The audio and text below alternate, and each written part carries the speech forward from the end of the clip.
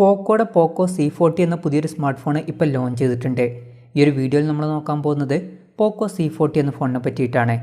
ആദ്യം നമ്മൾ ഫീച്ചേഴ്സൊക്കെ നോക്കുകയാണെന്നുണ്ടെങ്കിൽ പോക്കോ C40യിൽ 6.71 ഇഞ്ചിൻ്റെ HD+ ഡിസ്പ്ലേ കൊടുത്തിട്ടുണ്ട്.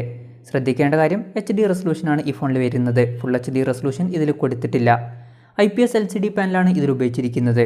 പിന്നെ ഫോണിൻ്റെ ഫ്രണ്ടിൽ വാട്ടർ ഡ്രോപ്പ് നോച്ച് ഡിസൈനുള്ള നോച്ച് കൊടുത്തിട്ടുണ്ട്. അതുപോലെ തന്നെ ഈ ഫോണിൽ കൂടിയ റിഫ്രഷ് റേറ്റും സപ്പോർട്ട് ചെയ്യുന്നില്ല. 60 ഹെർട്സിൻ്റെ റിഫ്രഷ് റേറ്റാണ് ഈ ഫോണിൽ വരുന്നത്. ബേസിക് ആയിട്ടുള്ള ഡിസ്പ്ലേ ഫീച്ചേഴ്സുമായിട്ടാണ് പോക്കോ C40 എന്ന ഫോൺ വരുന്നത്. ഫോണിൻ്റെ ഫ്രണ്ടിൽ ഗൊറില്ല ഗ്ലാസിൻ്റെ പ്രൊട്ടക്ഷൻ കൊടുത്തിട്ടുണ്ട്. പിന്നെ ഈ ഫോണിൻ്റെ ഫിംഗർ പ്രിൻറ്റ് സെൻസർ ഫോണിൻ്റെ ബാക്കിലാണ് വരുന്നത്. ഫോണിൻ്റെ വെയിറ്റ് വരുന്നത് ഏകദേശം 204 ഗ്രാമാണ്.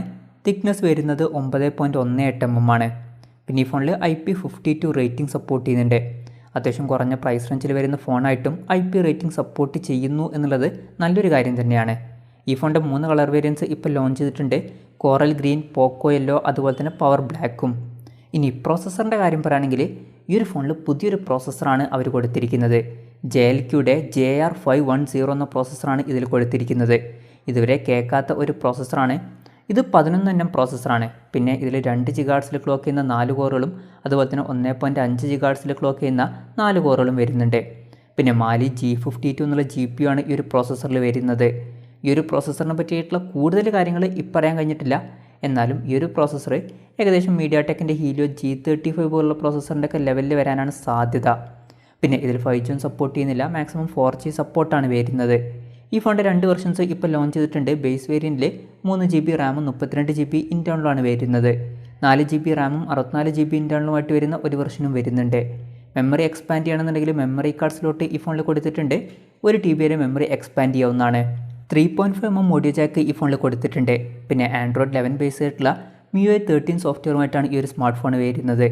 ഇപ്പോൾ ലോഞ്ച് ചെയ്യുന്നൊരു ഫോണിലൊക്കെ അവർക്ക് ആൻഡ്രോയിഡ് 12 സോഫ്റ്റ്വെയർ തന്നെ കൊടുക്കായിരുന്നു. എന്തായാലും ഇതിൽ ആൻഡ്രോയിഡ് 11 ബേസ് ആയിട്ടുള്ള സോഫ്റ്റ്വെയർ ആണ് വരുന്നത്. ക്യാമറയുടെ കാര്യം പറയുകയാണെങ്കിൽ ഫോണിൻ്റെ പിന്നിൽ ഡ്യുവൽ ക്യാമറ സെറ്റപ്പ് കൊടുത്തിട്ടുണ്ട്. 13 മെഗാപിക്സലിൻ്റെ f2.2 അപ്പേഴ്സിൽ വരുന്ന മെയിൻ ക്യാമറ സെൻസറാണ് ഈ ഫോണിൽ വരുന്നത്.